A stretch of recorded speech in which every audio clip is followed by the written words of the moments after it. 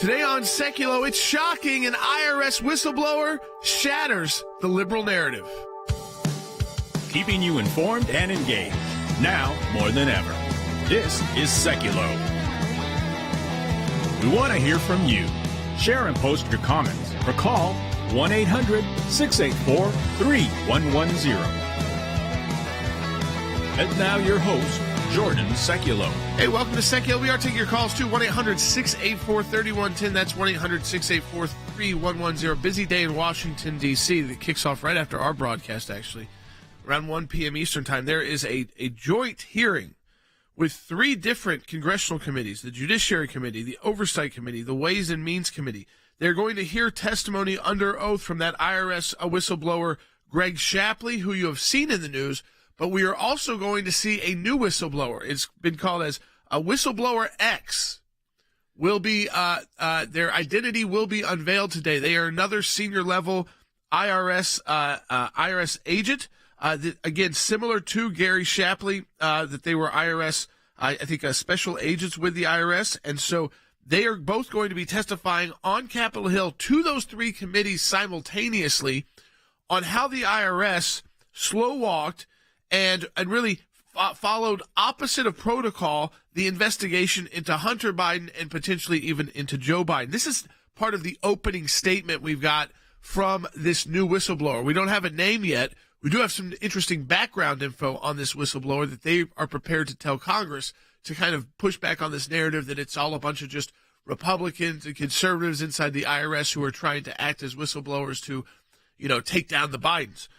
This is from the opening statement of Whistleblower X. I have witnessed the corrosion of ethical standards and abuse of power that threaten our nation. It is within this context that I have chosen to shed light on these actions and expose those responsible. I recognize that I was present for the start of the investigation, that was of Hunter Biden, and was closely involved with the investigation for roughly 5 years, that I am just part of the story. My aim is to address systematic problems that have allowed misconduct to flourish. It is not a call for blame, but a call for accountability and reform. Transparency is the foundation of our democracy. Without it, people lose trust in the institutions, and the bonds that tie our nation start to fray. The American people deserve to know the truth, no matter how uncomfortable or inconvenient it may be for either political party. We also know, Logan, this is just an interesting point because the whistleblower who is going to be unveiled today has decided that they're going to put in their opening statement that they are both a Democrat and a gay man in a 13-year relationship married to another man. I mean, it's trying to push back on this narrative that everybody who's a whistleblower on Hunter Biden is somehow this right-wing conservative. Yeah, I think that's an interesting move because you're saying, okay, I'm coming out right up front and saying, I am not your narrative. Yeah. And don't try to make this only into right-wing extremists saying this. I think it's powerful because you have that start to happen. Maybe, honestly, it starts a pathway to some sort of compromise, some sort of middle of the road for a lot of America where we know that, yes, the fringes a lot of times control who wins the elections. It's just kind of the truth. But there are a lot of people who are there in the middle who are still standing up for their country. And I think what you'll probably see from this whistleblower is that coming out again saying, in their opening statement. I mean, that's what is that which was obtained by the Daily Mail. I mean, specifically says, I'm a gay Democrat married to a man. So, I mean, that is like you said, a shattering of the liberal narrative about the Hunter Biden situation. And I think that that's going to speak volumes, hopefully, to the American people, that this isn't about politics at some point. We're going to get here under oath testimony from Shapley about how he said that Weiss was denied special counsel status, that the FBI was tipping off the Bidens and their Secret Service agents before the IRS could conduct searches of boxes of materials for part of their tax fraud investigation. I want to take calls from you, 1-800-684-3110, because I think it's all about exposing the truth. And these brave whistleblowers who are under attack from the left, they are under assault from the left just for speaking out the way they should be to protect our rights and protect the institutions that, again, those whistleblowers say, we either have to trust that they're doing the right thing or they rot from within inside. And right now, Washington, D.C. is rotting in front of our eyes. Give us a call, 1-800-684-3110. Be a part of the show today. That's 1-800-684-3110. We'll be right back. When we we see something, when we hear something, when we're concerned about an issue, we don't just talk about it. We do something about it. And that goes to our Government Accountability Project. If we allow leaders in Washington, D.C. to make decisions behind closed doors, unaccountable to the people, then we are going to get skewed and corrupt decisions. There are lots of other places that do lots of important work for America, but the ACLJ has taken up a lane which is irreplaceable. The Freedom of Information Act, that's a statute that allows us to get information from the government. Starts with a letter from our offices in Washington to these agencies. And it says, give us this information on these topics. And generally, they don't. And then we go to court. We go through a series of lengthy negotiations back and forth about what they'll give or what they won't give. We may get tons of information that's redacted, and we have to then go back and say, you redacted too much. We can't really find out what you're giving us because it makes no sense. So it goes through a process of litigation. That is how you get information, and that office is going to be more active now more than ever. The ACLJ has been extremely active in vigorously seeking to hold these bureaucrats accountable. We have filed hundreds of FOIA requests. We have received over 20,000 pages of documents in our litigation. Holding them accountable, holding the Biden administration accountable so that all Americans are able to have faith in their government. We will up our efforts. We will not stop. You're finding a nugget in a gold mine. Occasionally you'll come up with something that is really a bombshell, but you have to persist in doing it, and that's what we do. That's a little bit of what we do through our Office of Government Accountability, and of course that comes under our Office of Government Affairs. So your support of the ACLJ supports all of that.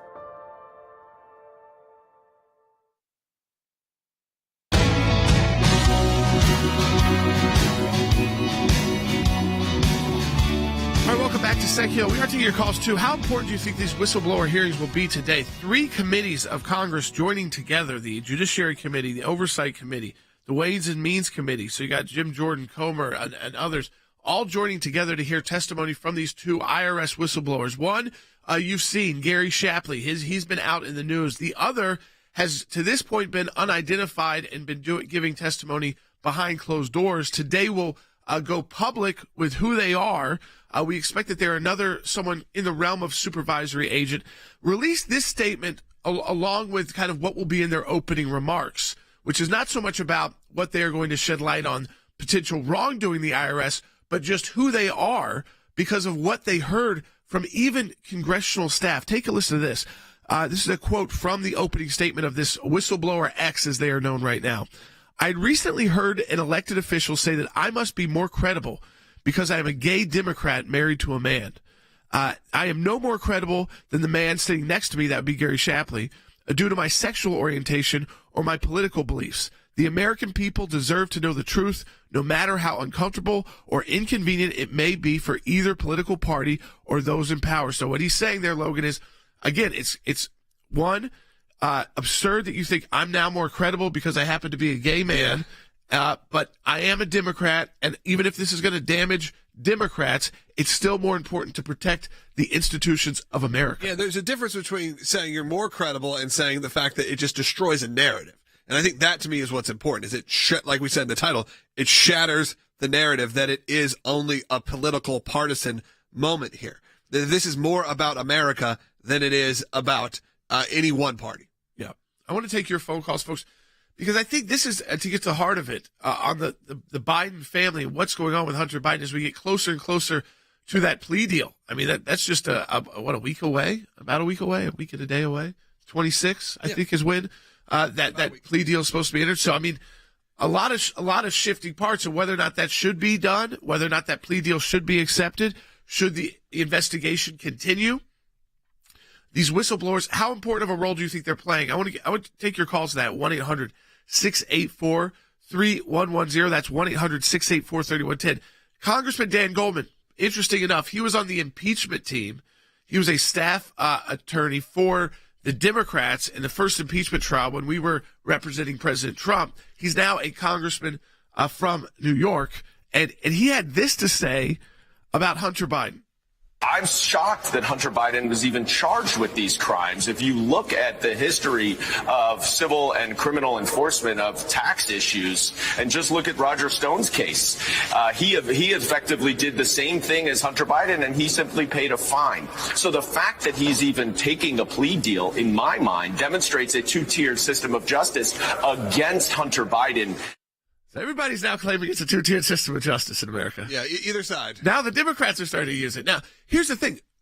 Roger Stone was ultimately offered a pardon. I think he decided not to accept it because he wanted to fight out the charges and clear his name. But putting Hunter Biden in the same realm of Roger Stone is also very weird. Yeah. I mean, Hunter Biden is the son of a president and vice president. Roger Stone is a political actor. Operative, yeah. A guy who's the dark arts. Who's known for controversy. And I think would be okay with us saying that, you know. Oh, he's a character. Yeah. I mean, but I think, again, they're starting to get, I think what they realize is, I don't know it's so much about Hunter. A lot of this investigation was, did the big guy know what his son was doing? Because he's denied Logan so many times, Joe Biden, who yesterday, we'll talk about Israel in a minute, because Israel's president addressed a joint session of Congress today, and of course there are Democrats walking out, and of course the squad. Interesting that Jayapal, who said that Israel was a racist state and walked that back, ended up voting in favor of the pro-Israel resolution. So she obviously was feeling the pressure, but others boycotted that event. But Logan, in that meeting, which was what was most troubling to all of us when we watched yesterday in the office, was not so much what Joe Biden was saying, because it's hard for you to even know, because it's kind of mumbly. But he literally was reading it from notes in his I thought he was speaking Hebrew. I mean, I said that because I thought, I was like, oh, he's reading something off of a card in Hebrew, which again, we've all kind of done. And it's, usually it's phonetically spelled out. I was like, oh, he's phonetically reading Hebrew. And I realized, no, this is English. I just have no idea what he's saying. It's another one of those moments. Like, I am not the person who beats up on someone because of speech or whatever it would be. I find that to be pretty rude. However, you do look at it and go, I can't believe this is the president of the United States in this moment. Again, sort of like, who was it where he read, like, it's nice to see you?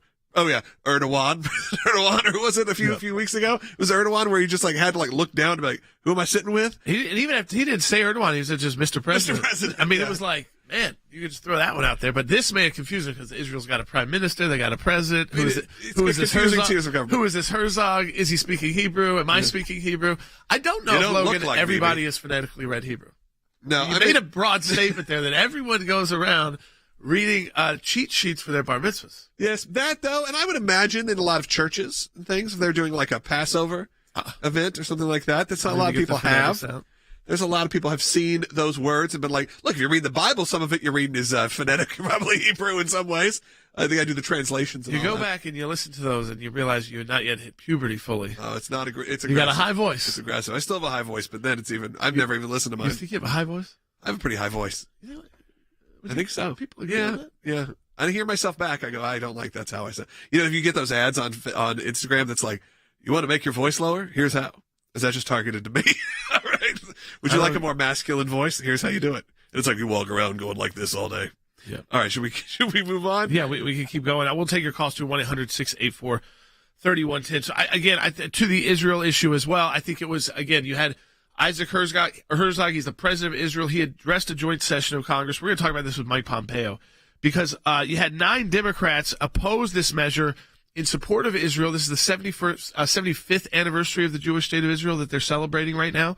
Again, 1948, so 75 years. And then, of course, in that celebration of Israel, there was a condemnation that Israel is not an apartheid or racist state. 9 Democrats oppose that measure. I want to go through it for you. So it's AOC. Of course. Rashida Tlaib. Check. Jamal Bowman. Don't know. Summer Lee. Ilhan. Don't even need to say Omar there. Yeah, we know. Cori Bush, always. Not Elon. Ehud. Yeah, I know, I'm just making sure. People don't know. They're not like Elon. Oh, not Elon, no. No, not that Elon. Who grew up in apartheid state. A real one. He did. Yeah, not to get off on. Yeah. Cori Bush, Andre Carson, Delia Ramirez, and Ayanna Pressley. What's not unusual is that event, that group, and Betty McCollum, a Democrat from Minnesota, voted present. So I guess really you get 10 who didn't support it. Interesting enough, the Progressive Caucus chair, Jayapal ends up, Logan, after calling Israel racist. I mean, do we have clearly, do we have sure the sound? Because that was for our podcast. We played on it. So aggressive. Let's hear it. I'll just leave. Maybe I should just walk off. Guys, can I say something? Can I say something as somebody that's been in the streets and has participated in a lot of demonstrations? I want you to know that we have been fighting to make it clear that Israel is a racist state, that the Palestinian people deserve self-determination and autonomy, that the dream of a two-state solution is slipping away from us, that it does not even feel possible. It does not even feel possible. And I want you to know that while you may have arguments with whether or not some of us on stage are fighting hard enough, I do want you to know that there is an organized opposition on the other side, and it isn't the people that are on this stage. So again, she makes that very strong comment to make the crowd happy, that the far left crowd that she was in front of, ends up voting in favor of the resolution, though, because she got so much pushback, and ultimately said, it's not Israel I was talking about, it was Netanyahu and his policies. It was like a specific politician, not the entire state of Israel. This is why, though, again, we're going to talk to Jeff Balaban about this, too, who oversees ACLJ Jerusalem, our office in Jerusalem. He's going to be joining us today. And Logan, what makes me, it's not so scary yet, but just nervous, is that the list of members of Congress willing to vote actively against Israel continues to grow, and it's the younger members of the Democrat Party. Yeah, I mean, we're seeing that in the church as well. I think there is this wave of anti-Israel bias coming out of, sadly, our own church and coming from leading Democrats, and we have to figure out a way to combat that. It's something we've been working on. It's something that, frankly, Israel needs to be doing a better job. They need to be doing a better job at their own PR, because it's been kind of the one issue that Democrats and Republicans can kind of get together on, and all of a sudden, say in the last decade, it's starting to slip, and it's really starting to slip now. As your most popular, as much as you don't want to say it, the most pop cultural popular members. All these Democrats you know. The ones you know by name are the ones who are making the strongest stands against and them. they're the young Democrats. Yeah, they're the ones that are going to be there for the rest of our lives. Right. I mean, so whether you've got some of the older Democrat members of Congress who have still been very strong supporters of Israel, it seems like who's winning the primaries, who's coming up inside the Democratic Party is coming in there. I mean, like she said, with a full-on opposition to the Jewish state of Israel. We'll talk about that. We're going to talk about the whistleblowers, too. Give us a call, 1-800-684-3110, and be part of our matching challenge. You know, we have that office in Jerusalem and a team there because of your financial contributions to ACLJ. We have ACLJ Jerusalem right in Israel's capital. Donate today. Support our work at aclj.org and double your impact during our matching challenge. That's at aclj.org. Be right back.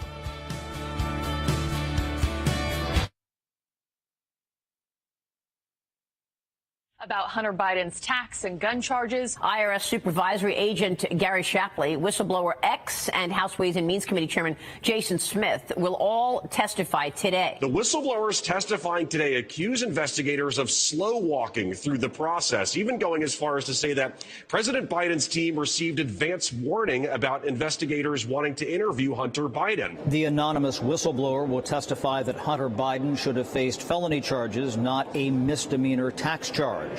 The whistleblowers will say prosecutors did not follow usual procedures because they were dealing with the Bidens. We were conducting an investigation of Hunter Biden, and we were trying to follow the normal process. There were definitely hindrances that I've never seen before in my 14 years concerning this investigation that didn't allow us to follow through on investigation of any other individual, to include President Biden. These two gentlemen, they are the A-team with respect to investigating international tax evasion. No one has refuted one thing these individuals have said. In fact, it's just the opposite. We now have an FBI agent who's come forward who's confirmed what these two whistleblowers have brought to the United States Congress. So I think the question is quickly becoming, who are you going to believe? Biden's Justice Department that said parents were terrorists, that Catholics were extremists, that were part of that censorship effort I was just talking about, or two whistleblowers who've had outstanding reviews, who each worked for over a decade, were the go-to guys in the agency for handling international tax fraud cases. Their testimony is backed up by FBI testimony just released this week that corroborates some of the statements made by these whistleblowers. So I think having them in front of the American people today is going to serve a great deal of justice.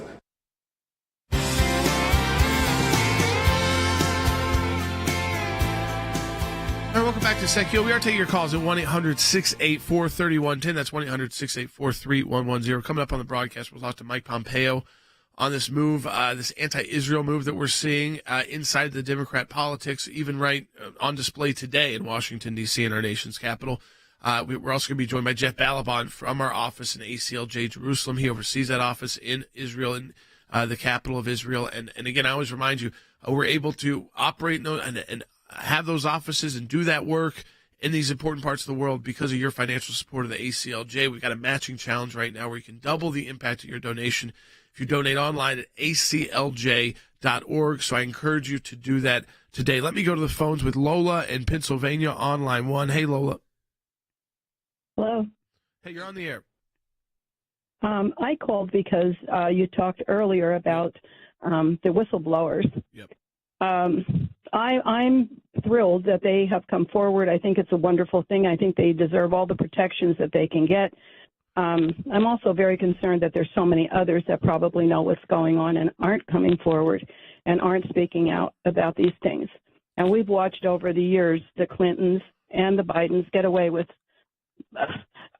any kind of thing that you want to call it. And yet, if it would have been one of us, we would have spent eternity in prison. Yeah, I mean, I think, Harry, the idea that I think Lola is correct. You have to be pretty brave in this current political climate to come out against this administration, which has shown it picks winners and losers with how it enforces the law, to come out, seek that whistleblower protection from Congress. And even when you've been granted that protection, we've seen these agencies try and take, which they're barred from doing if you get whistleblower protection, try to take action against you. So I think Lola's right. There's probably many more people who feel this way but aren't quite brave enough to put their neck on the line.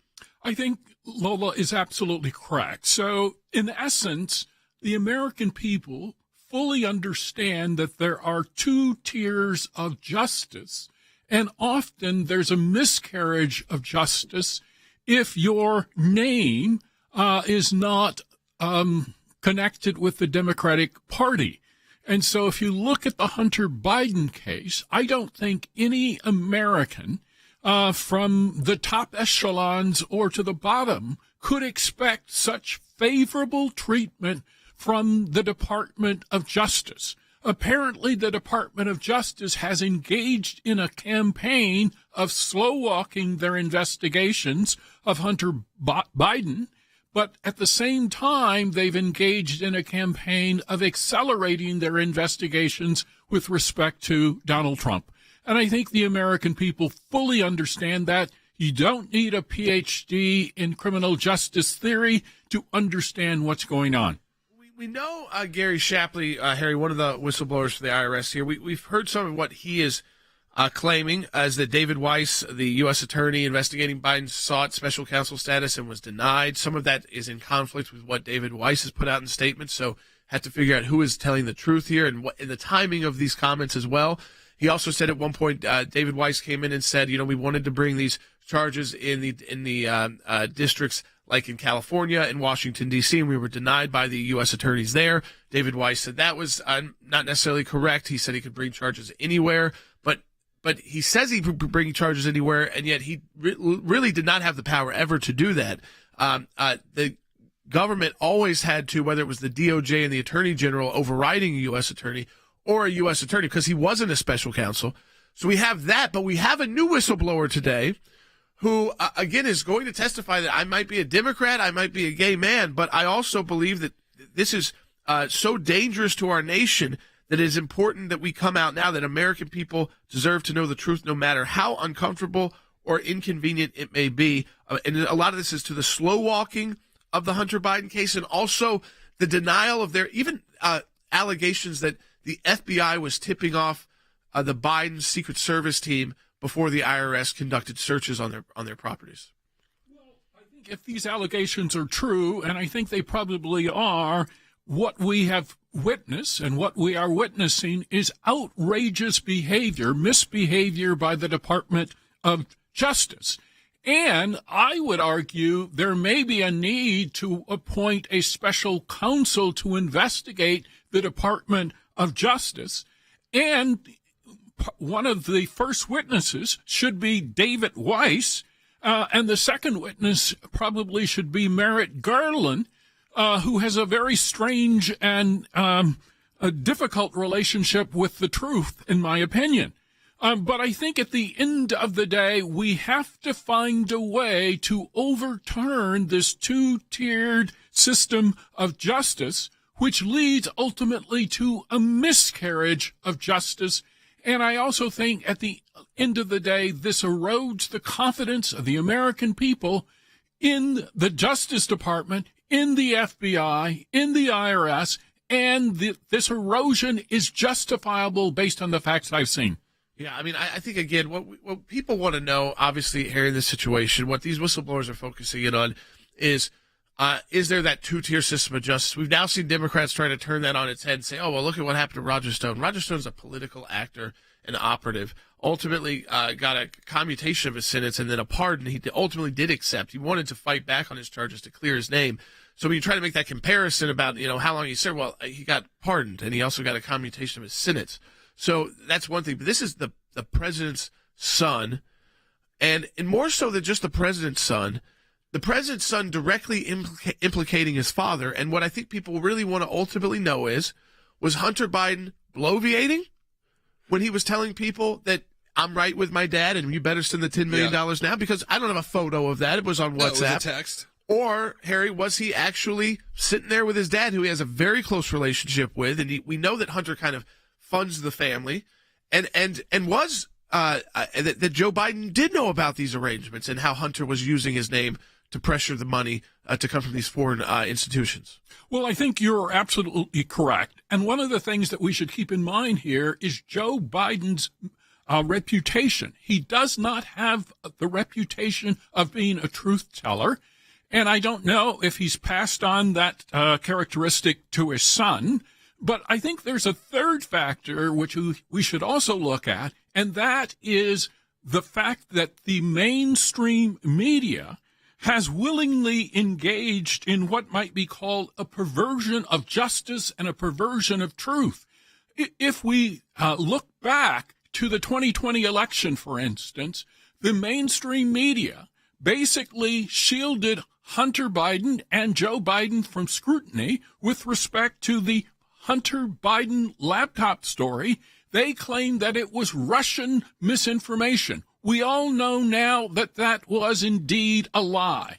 And so much of the 2020 campaign, the 2016 campaign, was grounded in fabrications that I think the American people should no longer trust the mainstream media. They should not trust the Justice Department, the IRS, and I think they all need to come clean. Yeah, and hopefully we will see more of that this afternoon with these whistleblowers, both Gary Shapley and a yet-to-be-defined yet whistleblower X, who will be identified today. Someone similar to Gary Shapley, who people crassly said, well, he might be more credible.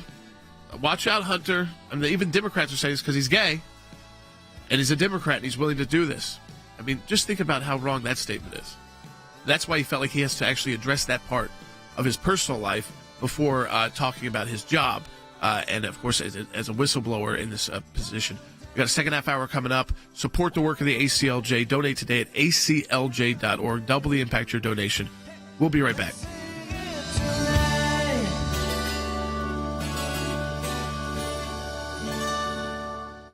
Here's what I want to say to our ACLJ members, or for those of you that enjoy watching this broadcast. Whether it is going after the deep state, whether it is litigation that we're engaged in, whether it is defending the persecuted church and getting individuals out of prison because of their faith in other countries, whether it's training lawyers to fight for religious liberty, not just here in the United States, but around the globe. Whether it is producing a daily, 5 days a week, 1 hour live television and radio broadcast heard on thousands of radio stations, on TV platforms, on social media platforms. Your support of the ACLJ enables us to do all of this. We want to encourage you to support the work of the ACLJ. And when you do that, you're supporting our production teams, our videos, whether it's that kind of production and other things that we are working on. The ACLJ is front and center on this. We're in a matching challenge campaign. Any amount you donate, we get a matching gift for. Go to ACLJ.org.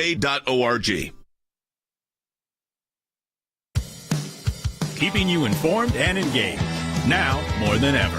This is Sekulow. And now your host, Jordan Sekulow. All right, welcome back to Sekulow. We are taking your calls to 1-800-684-3110. That's 1-800-684-3110. So today, we know, right after this broadcast, actually, if you're listening live at 1 p.m. Eastern Time, the hearings begin on Capitol Hill. It's a joint multi-hearing. You've got the hearing of the Judiciary Committee, the Oversight Committee, and the Ways and Means Committee all combining up to hear testimony from IRS Supervisory Agent and Whistleblower Gary Shapley. You've heard from him before, and we've walked through some of the allegations he's made, the statements he's made about the investigation of Hunter Biden. But there's a new whistleblower known as Whistleblower X. This is someone who's not yet been publicly identified. We're starting to learn more about them through some of their opening statement, which they've released to the media, about who they are, a Democrat, actually a gay Democrat, and felt like they needed to say that because it came up in some of the hearings as, oh, you might be seen as more credible by those on the left or in the country because you're not just, some right-winger who is also going to testify. So that person will come forward. So we'll, of course, cover that on the broadcast tomorrow. You've got the president of Israel just addressed a joint session of Congress. 9 Democrats did not attend. 10 of them voted against 9 voted against a resolution in support of Israel. 1 voted present. So you're starting to see the anti-Israel sentiment grow inside the Democrat Party. It starts with 1 or 2. Now it's 9 or 10. And I think it's actually bigger than that. There's sometimes political pressures, like on Jayapal, who called Israel a racist state. She ended up voting in favor of the pro-Israel resolution today. I think that was damage control. We know what she actually believes. She said it from the stage. She's now just playing damage control for political purposes. So I think it's actually more than 9 or 10. And we're going to talk about that with Jeff Balaban next, who oversees, or he is the director of our ACLJ Jerusalem office. He'll be in Israel joining us. And then Mike Pompeo as well. We do have a new schedule for that briefing on the social media censorship case. Remember that case, again, out of Missouri versus Biden, where a district court judge said that the Biden administration needed to stop telling these social media companies what speech to allow and what speech to kind of dethrottle. Then there was an administrative stay put in place by the circuit court. We will be filing in this case. The Biden brief is due July 25th. The state's brief is due August 4th. The ACLJ amicus brief will be due August 7th. The oral argument will be on August 8th. So that is, again, a very important, I believe, is that the Fifth Circuit Court of Appeals? Yeah, the Fifth Circuit Court of Appeals. And I think, again, a very important case. Remember, right after the district court judge issued that opinion, the Biden administration admitted that inside places like the State Department and the Department of Homeland Security, they were canceling their regular meetings with Meta, which is the parent company of Facebook, Instagram, and now Threads, because they thought that those might violate the court order. So they weren't just having meetings to talk about terrorists utilizing the platforms or criminals utilizing the platforms, because that's not what the judge's decision was about. No one has ever said that the FBI shouldn't be able to go to a platform and say, by the way, your platform is being used by drug dealers. Your platform is being used by traffickers. Your platform is being used by Islamic terrorist groups. And here's what they're doing, and here's the hashtags they're using. There's no problem with doing that as the government. In fact, that's what we want our government to be doing. But censoring American speech that they don't like, whether it's the laptop story or origins of COVID, the fact that we can't even have debates in our country or different thoughts in our country, that's what the judge's decision was about. And the fact that they had to cancel meetings shows you what they were discussing in those meetings. It wasn't the legitimate issues. It was the illegitimate issues. Now, there was an administrative play put in states. So right now, the government can continue to hold those meetings and continue to put that pressure on those social media companies to remove some content, to dethrottle content, to make it less likely to be shared. So this is a very important appeal on this administrative stay. Whether or not that district court judge's decision goes into effect while this case continues in court, the ACLJ is filing. We'll be filing on August 5th.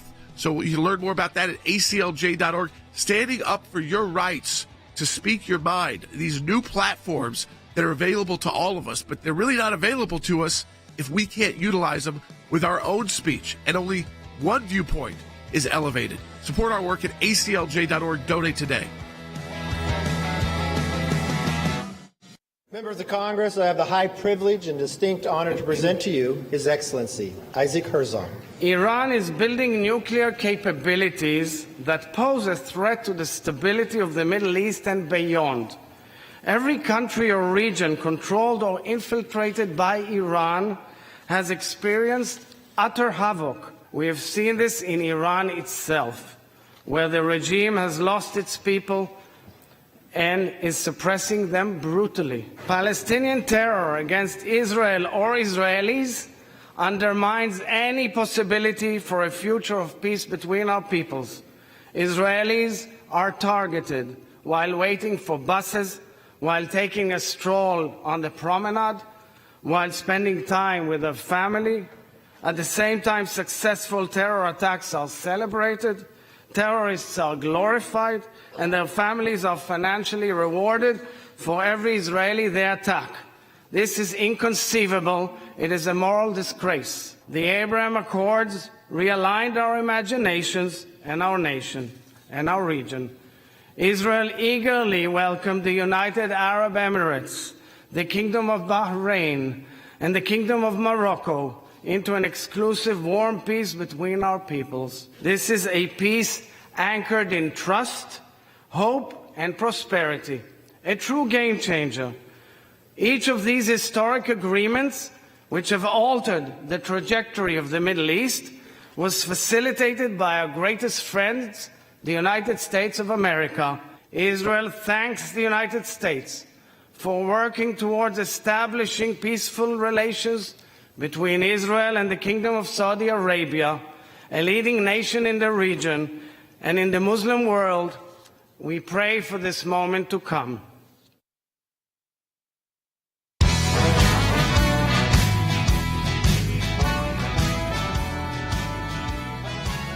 All right, welcome back to Sekulow. We are taking your phone calls too at 1-800-684-3110. That's 1-800-684-3110. We'll get to those in a little bit. But I want to go first to Jeff Balaban, who oversees our office and directs ACLJ Jerusalem. And Jeff, today in Washington, D.C., Israel's president addressed a joint session of Congress.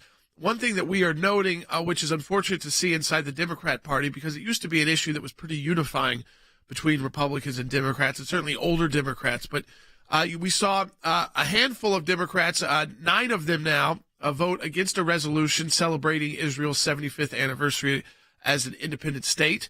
And a 10th actually vote to abstain in that. But we also saw those same Democrats boycotted the speech by Isaac Herzog, who is politically very different, from a very different political background than Prime Minister Netanyahu. But again, they not making those kind of distinctions on the left. And what we're most, I think, concerned about, Jeff, and what we see here in the U.S. is that it's these younger, very well-known Democrats who are winning the primaries all across the country, these new progressives, that are taking the most anti-Israel positions. Yeah, Jordan, there is a lot to be concerned there. I happen to notice that the college Democrats, which it says on their website or their Twitter handle, they're the official arm of the Democrats, meaning to younger Democrats, they had a whole rant, which was, I mean, it really bordered on anti-Semitic, accusing Herzog of all kinds of things that was not only ignorant and sort of rile up incitement against Israel. And this is, they again, maybe I'm wrong, but it said on their Twitter handle, they are official part of the Democratic Party. And so the younger generation, the progressive generation, and it's mostly the progressive caucus members that boycott, they have a directly anti-Israel, and as we see domestically, very frequently anti-Semitic approach to the world. And it's very unfortunate. I think a lot of this, Jeff, is just, I don't like even using this term always, misinformation. But there is just so much propaganda against Israel right now, and instead of talking about how diverse Israel is and how unique Israel is, especially for where it is and what region of the world it exists in, you have the far left uniting with, again, these movements, which on all of their other issues, their core kind of social issues, they'd be deeply opposed to. But when it comes to, again, this attack on Israel and specifically the Jewish state of Israel, they unify with these radical groups who really don't share their values at all. The only thing they agree on is their hatred for Israel. Yeah, it's true. Look, first of all, let's talk about what he said and what he did and how he was received. I have to say that given all of the consternation and all of the proclamations, by and large, it's still nice to see a warm and positive reception for him. He, of course, is not the prime minister. And it's interesting, again, the college Democrats said that he was ruling a coalition that's right-wing. He's not. He was, when he was in Knesset, very much a member of the left, very much a member of the opposition to Bibi's coalitions before. He is a person of the left. Nonetheless, he's deeply rooted in Israel's history. He referred to his father, the previous president of Israel, who spoke at a joint session. He referred to his grandfather, a chief rabbi of Israel, who was at President Truman's office. You know, he's very much part of the left. And while Israel has stayed where it is, just really hoping for peace and sacrificing for peace, the American left has moved so dramatically far left. And that's where the pain point is. It's really departed from its support of Israel and the Jews. Yeah, I mean, how much does this affect for people who are inside Israel as they're watching their president overseas and the reaction from the U.S.? I mean, how important is that reaction that they see? I mean, it's still overwhelming, and that's good news. That it's still overwhelming support in Washington, D.C. from both sides. Both parties are. There was a standing ovation in opposition to Iran in President Herzog's speech. So, I mean, for the most part, for the short term, I think the long term, we're in the most dangerous move because of where the Democrats are moving. In the short term, it's still a pretty united front in support of Israel, bipartisan support. But how do Israelis kind of view how America is viewing them? Because it seems like at least this administration has kind of been ignoring Israel. So conceptually, there's support, but that's very much on the surface. And events like these are important, and they do send a message that the diplomatic warmth is still there and that the conduit is still open. But it really hides a great deal of discomfort and growing divisions. You know, under the Obama-Biden administration, they adopted a position of daylight. For decades, there'd been no daylight between the U.S. and Israel, and there was cooperation both in front of and behind the scenes. Now the cooperation behind the scenes is really not nearly as good as a sort of diplomatic front. So, for example, he congratulated President Biden on the first national strategy to combat anti-Semitism. The problem is that strategy really weakens existing definitions of anti-Semitism in many ways, and that's problematic. You know, that Biden felt free to directly criticize in the harshest terms Israel's cabinet members or Israel's judicial reform debates. You know, these are domestic debates. They're being turned into ways to undermine the ruling coalition here by outsiders. And so there's a lot of pressure coming from official Democrats against the current coalition of Washington at the same time as Israel knows it wants and needs to put forth the front of their everything being fine. So again, we're not at the point yet where there's open hostility, which is good. But what we're seeing in public is a lot nicer than what's going on behind the scenes. Jeff, one thing I wanted to ask you about just for our audience, too, is we kind of talk about our office. And I know for those who have been supporting us for a long time, they know about our office in Jerusalem and they know about our work in Israel. But just to kind of describe it for people, what a day-to-day is like of the kind of work that we're doing in Israel. Sure. Well, you know what? I'll give you an example. This past Friday night, so we hosted at my residence here, with the ACLJ residence here, a Shabbat dinner. And among the people we had there were people who are not only advising people in the Knesset, but we had someone who's very influential coming from the states with state legislators, a former national figure among state legislators who's been passionate about Israel, who we've worked with over the years on anti-BDS laws in the United States, on anti-Semitism laws in the United States, and we're here to, promote what's going to happen next. We had, the chief anchor for Jerusalem Dateline, our friend Chris Mitchell from CBN, who joined us, also who has a big vision. He's here for years. We had groups here of Christians who are actually living in Samaria and very much on the front lines of the international fight that's going on in terms of sovereignty and ownership of land in this disputed territory. And we all gathered together with others, with Israelis and Jews, to talk about the future of exactly this relationship. You know, what America really wants and what the political leadership wants isn't always the same. And it's important for us to be the right conduits to bring together the core of support for America with Israel and Israelis. And that's just an example. That was just a Shabbat Neo. But obviously, we're in the Knesset regularly in contact with ministers of the government, people in the opposition and in the mainstream, the media here, and they need to understand what's going on behind the scenes in America. And Americans need to understand what's going on behind the scenes here. I mean, I think that's a very interesting point, Jeff, and I appreciate you joining us from Israel today from our office at ACLJ Jerusalem, and just to kind of just give people a peek into just a Friday night Shabbat dinner, who we're bringing together to have conversation, to have a meal together, to learn not just about what we see in the news on the front pages, but what's most important when you're talking about international issues, which is what happens behind the scenes. We can come back in the next break. Well, someone also very familiar with that on our team, former Secretary of State Mike Pompeo, is a senior counsel at the ACLJ. I do want to take a phone call if we can. People can hold on the line. We're talking about these whistleblowers as well. Mike in Ohio on line one. Hey, Mike. Hi, how are you? Hey, I got a quick question.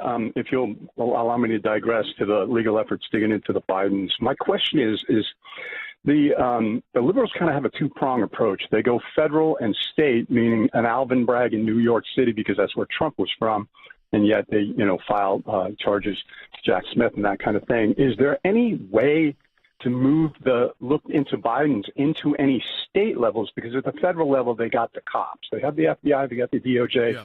Nothing's going to happen with Merrick Garland. Can we move this to the states somehow? I mean, you'd have to see. I haven't seen any allegations yet that would be state allegations. You could have state tax issues.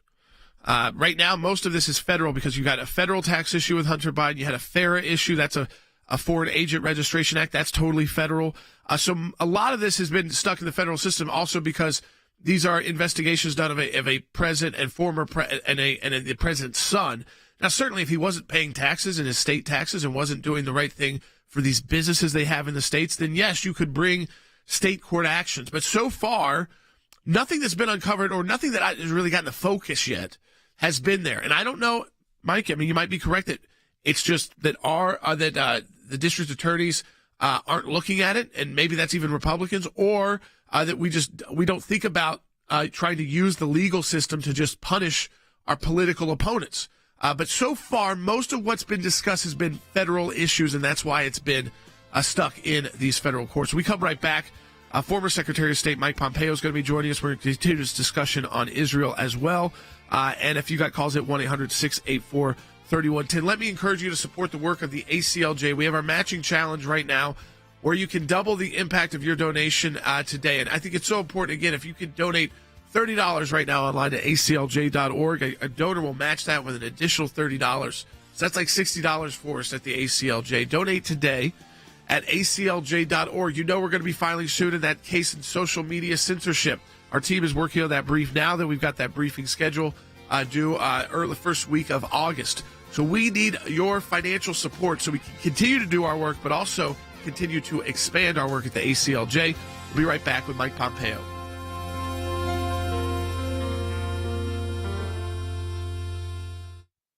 Thanks to your support of the ACLJ, we have had many victories. The report is coming out. It shows that not only did Tea Party groups get more scrutiny, but so did a host of other conservative groups. It was something that no one could believe our government was even capable of doing, and now they were admitting it. It's one of the most significant wins in the ACLJ's history. To take on the IRS and win, for the ACLJ, life has always been a top issue. Barbara, I am here at this site because there are thousands of people and millions across America that say abortion's murder. When you're fighting for the life of the unborn, you're on the right side of history, you're on the right side of law. These are young people in their 20s and 30s that are doing this, are fighting for life to beat back the abortion juggernaut. It's very important that we remain hopeful that the courts that the Trump administration was able to impact will give us good rulings that are based in law and sound reasoning. This is one of the social issues we're winning. There are historians that point out that religious persecution is at its highest level since the first 3 centuries when the Roman Empire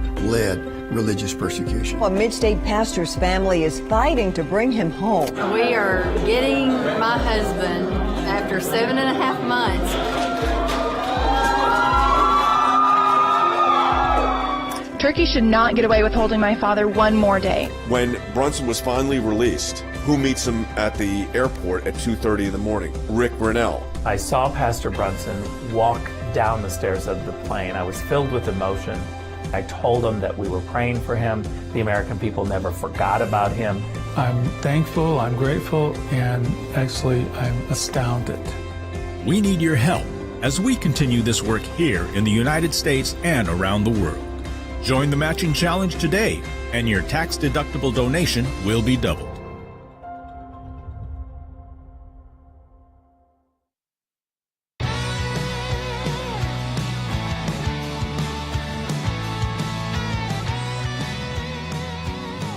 Israel in the news because Israel's president, Isaac Herzog, addressed a joint session of Congress just about an hour and a half ago. And, of course, you had these Democrat members of the Progressive Caucus, some of them who boycotted, others who have, said that Israel's a racist state in a lead up to this visit by President Herzog. And also just kind of the tensions that you feel between the difference between how the Trump administration was working with the state of Israel and the Biden administration is kind of not working with the state of Israel. In fact, during the speech, Israel's president, Isaac Herzog, who I think understands the idea of freedom of speech, because in Israel there's freedom of speech, and he said, there's criticism of Israel, this was a direct quote, must not cross the line into negation of the state of Israel's right to exist. That, hey, you can be critical of our policies, our own people. We have different political views, and we have elections in our country. But it's a step further when you start questioning our right to exist as the state of Israel. Our senior counsel for global affairs, Mike Pompeo, is joining us now, former Secretary of State. Secretary Pompeo, I wanted to go right to this because we had 9 Democrats, and unfortunately, even though it's just these 9, there's some of the 9 most high-profile young Democrats. It seems like this is where the party is moving. They boycotted the speech by Isaac Herzog and voted against a resolution celebrating Israel's 75th anniversary as the state of Israel. Jordan, it's pretty remarkable to watch a Democrat party begin to move against, frankly, the United States' great partner in the Middle East. It's a security partner, it's economic partner, as we saw by the remarks of President Herzog today, someone who is committed to helping Americans be safe as well. And it's, to your point, it's just 9. That's a relatively small number in the House of Representatives, but there's a lot of energy in that group. And there were a whole bunch of folks who, frankly, didn't want to vote on that resolution. They didn't want it to happen because they did not want to anger the progressive part of the Democratic Party that has moved decidedly in a way that is, to use Representative Jay Paul's remarks that said Israel's a racist nation, right? That's anti-Semitic to the nth degree, right? There's no shaving that, there's no rounding that, there's no walking that back. If you believe in your heart that this is a racist nation, the one country in the Middle East that permits every citizen, Arab, Jewish, Christian, Orthodox Jews, everybody to vote, participate. When you head down that path, you are essentially undermining the core covenant, which gives the Jewish people this rightful homeland in the nation of Israel. Yeah, it was interesting, Secretary Pompeo. She ultimately, when you said, you know that there was more members of Congress that didn't even want to vote on this because of the controversy over her statement saying, that Israel's a racist state to cheers in this progressive conference she was speaking at. She ended up voting in favor of the resolution and trying to walk back, but she's the head of this progressive caucus that most of that caucus voted against it and didn't even attend the speech. But what we're seeing, the rhetoric is moving up. First, it was the all about the Benjamins kind of thing, which is obviously a clear shot at Jews and those kind of statements from Representative Ilhan Omar. But then it's the apartheid state stuff. Then it's just Israel is, just bluntly saying, Israel is a racist state. The rhetoric keeps getting more and more intense. That's right. And they become slower to walk it back. And so they throw it out there because they know it'll gain attention. But then they walk it back ever so slowly and see how far they can creep. They are supported by the set of policies that the Biden administration has put forward, right? You mentioned this in your opening.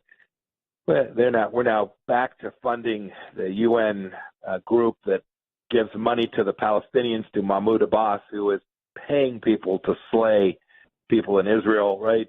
We watch them now when Israel has to defend itself from rockets that come from the Gaza Strip or attacks that take place inside of Israel, Tel Aviv, or Jerusalem. This administration is very slow, very grudging to say, nope, the United States stands with Israel. It's right to defend its own people. When we get to the issues that we dealt with in the Trump administration, right, we made it very clear the Golan Heights is part of Israel. Now the Biden administration has said, well, products that are made in the Golan Heights are no longer properly made in Israel, right? Echoing the sentiments of anti-Semitic BDS movement. The Biden administration is providing real energy and real support to folks like Ilhan Omar and Representative Jay Paul. That is most unfortunate, and it is dangerous, and it's indecent, Jordan. Yeah, it just seems like, again, that the relationship is frayed right now, and that the Biden administration, I guess, ignoring the success, we've talked about it with you before, the success of the Abraham Accords, instead of seizing on that as an opportunity, hey, as an incoming new administration, say, hey, this was some good work done, let's seize on this, let's grow this out, is instead almost we've seen a deterioration of that as well, and a lot of that was new relationships between Israel and Gulf states. But you oversaw the entire State Department, and there has been a sense for those who support Israel that there's some internal actions too inside the State Department that are pretty anti-Israel. Did you pick up on that when you were Secretary of State, like these actors within, the bureaucrats within, that kind of have this old school viewpoint of, if you don't support this, we can't move on? I think John Kerry famously said, this would set the world on fire if Donald Trump acknowledged Jerusalem as the capital of Israel. Of course, it did not. It led to the Abraham Accords and more peace.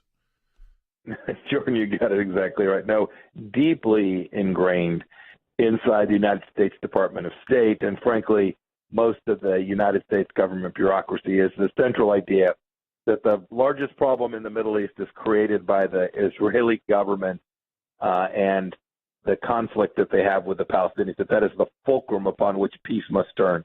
And it is, it is radically pro-Palestinian in its actions. Their words would be more balanced, but make no mistake about it, it comes from the idea, too, that the United States is not a force for good in the region. There's too many who believe that as well, and that combination leads them to forget that you can actually build out peace. Peace not only between Arab states and Israel, but between people that live in Judea and Samaria and Israel. If we can simply find leadership inside of what's called the West Bank, if we can find leadership there that's prepared to acknowledge Israel's right to exist. That does not exist today. The current leadership of the West Bank, the Palestinian Authority, is still trying to kill Israelis, paying people who do, and they have no intention of making peace with Israel because, frankly, they benefit from the continued conflict. They continue to abscond with wealth, and they run their kleptocracy. And that's bad news for not only Israelis and the Americans and the Gulf Arab states, but for the Arabs that are living in those lands as well. Yeah, Secretary Pompeo, we appreciate you joining us today on the broadcast and your work with us at the American Center for Law and Justice. And again, understand what Secretary Pompeo just said there. There are those inside the West Bank. There's just the bad actors inside their own government, inside the own Palestinian government. Kleptocrats they're billionaires. They become billionaire refugees. I mean, it's interesting they still use the Refugee Works Agency at the UN that Secretary Pompeo referenced that we're now funding again. But yet they are billionaire leaders of these Palestinian movements. Where do you think those billions are coming from? It's not anything they're producing inside the West Bank. It's coming from skimming off the top and from all of this money that is coming in from overseas to supposedly be helping people who, if you go and visit those areas, you will see have not been helped very much by those resources at all. And we saw a willingness in those Gulf states to acknowledge Israel's right to exist, to do business with Israel, to take on tourism with Israel. So if those Gulf states can do it, I think most Palestinians who live in those territories want to see the same thing. But the people getting rich off it want a status quo. They love the status quo. The status quo makes them rich. It's turned them into billionaires. We want you to support the work of the ACLJ. Just in those last two segments, ACLJ Jerusalem, where we're on the ground there, full time. Mike Pompeo is a team member of the ACLJ. It's because of your financial support of the ACLJ. Be part of our matching challenge. Double the impact of your donation today. That's at aclj.org, aclj.org. We'll talk to you tomorrow. We'll get into that whistleblower testimony on Sekulow.